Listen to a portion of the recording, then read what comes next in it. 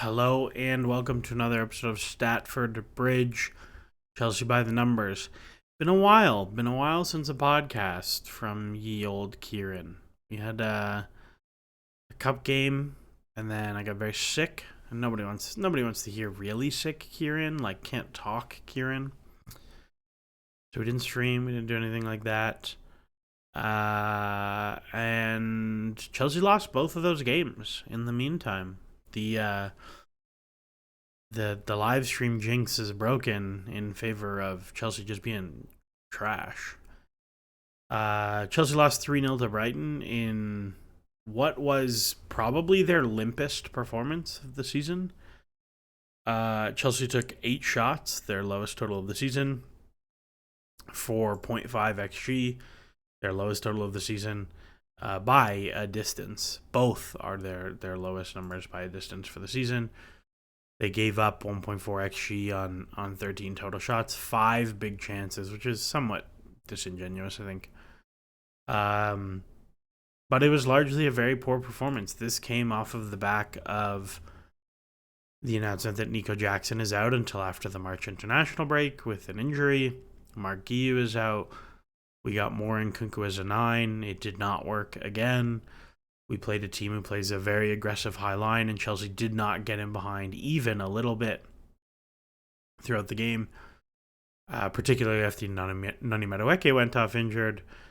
And now you go into a situation where Chelsea play a bunch of games that they need to pick points up in, and they just have zero ability to score goals. There's a lot of emphasis on Chelsea's defending, which I think is absolutely the wrong end of the pitch to focus on. Chelsea were genuinely terrible and gave up like a huge flurry of chances and still gave up like 1.5 XG. Like, all right, sure, I guess. Just totally the wrong end of the pitch to focus on. Chelsea have been wildly unable to create anything of tremendous value of late, and defensively they've been, I don't know, not awful. I think people are overreacting to that a little bit. And overall, it's a very weird set of games to talk about because I could say to you overall, Chelsea are pretty good. The headline numbers are great. They're almost a 2xG4 per game team with no penalties. That's awesome. 1.2 xGA is not great, but like you're 2/3 of an expected goal difference team. You're probably really good. You have tremendous shot differential. You have really strong box touch differential. All those things are really positive. Over the course of the season, you're like, yeah, in the aggregate, they're a great team. We go back and we compare to last year. Still just a way better team than last season across the board on every metric.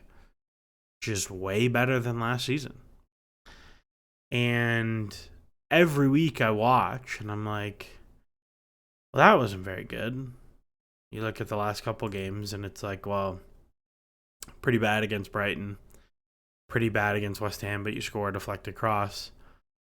Pretty bad against City, but you lose. Pretty good against Wolves, pretty good against Bournemouth. I thought both those games were strong. And it's like, you add the cup game in, and you're like, oh, it's been 4 games. Chelsea been pretty brutal. And now you have no more Jackson, and all of a sudden, doesn't feel so good. Even if the headline metrics are still strong. And you look at things like the rolling non-penalty expected goal difference, and it's like, hey, still really strong across the whole season. Little blip around Christmas, but like, if this was your whole season map, you'd be so happy with the year you just had. And I'm not. I look at a team that feels like it has fewer ideas to solve problems than it did at the beginning of the season. I look at a team who is executing the ideas they're trying to execute worse than they were at the beginning of the season. I think the ideas they're trying to execute are worse than the beginning of the season. I think Enzo Maresca has fewer tweaks and adjustments available to him than he did at the beginning of the season. Where I don't know, I don't see it. I understand why people who are not super data driven are like, this is awful, because I agree. When I watch, it's awful. But I also agree that when I look at the headline numbers across even since Christmas, like if you go from December 1st till now, which is basically the halfway point of the season, it's basically the same since then versus before then. It's almost the same. And what's hilarious is, like, I thought after this stretch, right, where Chelsea play City, West Ham, Brighton, they lose 2 of 3. They look pretty brutal in all 3 games. I thought Chelsea were going to come out of this and, like, their top 4 odds were going to be back to what they were, like, a few at the beginning of the season, like 25-30%. Somebody asked me the other day, where do you have the top 4 odds at? And I said 25-30% is probably where my brain has them, but I hadn't processed the data yet. Nope. 50%, 53% implied probability. It's dropped from like 2/3, but still comfortably liked, ahead of Forest, ahead of Newcastle, ahead of Bournemouth, ahead of Villa. And it's like, well, I guess. And when you look at kind of the chasing pack stuff, if you use last year's results, so you have the number of points you have, and then the number of points you picked up in the equivalent fixtures last year, Chelsea pretty comfortable for top 4. When you use the adjusted numbers, so the kind of the average of your points per game this year and your points per game in the equivalent fixtures last year, Chelsea are probably still going to get top 5. It's a lot closer, but probably top 5. Again, it's very unlikely all these teams are going to be in the 50s. It's very suppressed. It's really weird. And Newcastle losing this weekend, Villa drawing this weekend, Forest losing this weekend, all these things help. And it is a very large set of Premier League fixtures for this weekend in that Chelsea have Villa, but there are also other relatively important Premier League games in things like Villa play Liverpool, Bournemouth play Wolves. That should be a reasonable game for them. And then Forest play Newcastle is the big one on Sunday. So like you look at that set of games and it's like, well, you could have another weekend where Chelsea beat Villa and other results go your way, and all of a sudden, like, you're right next to Forest and everything's fine immediately. And I think right now the problem is, how likely is it that things are going to be fine?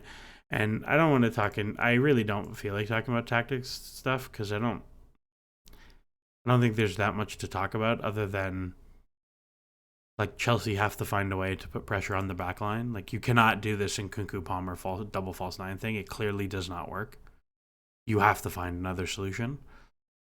And I think it has very much flown under the radar that Chelsea have been struggling to progress the ball up the field into dangerous areas. To have 70% of the ball but be even on box touches is crazy. Crazy. Especially against a team who are as aggressive in the press as Brighton. Crazy to me. So that's where I'm watching for. And then I do think there's defensive things to talk about, in that every week now it feels like we're seeing much more of the 4-1-4-1 press, and Caicedo just has like a 70-yard square in the middle of the pitch to mark, while the center backs are like somehow also isoed on an island, and none of the front four putting even any pressure on the ball. That's how the first goal comes, is a bunch of players pretending to press while they kick the ball long. So I don't know. Jorgensen was pretty brutal. I don't have that much else to say. I didn't want to go 2 weeks without a pod. I think it's very possible Chelsea beat Villa, because Villa also stink. But you never know. You never know. At some point, Chelsea got to start putting points on the board. And if they don't, they're not going to make top 5.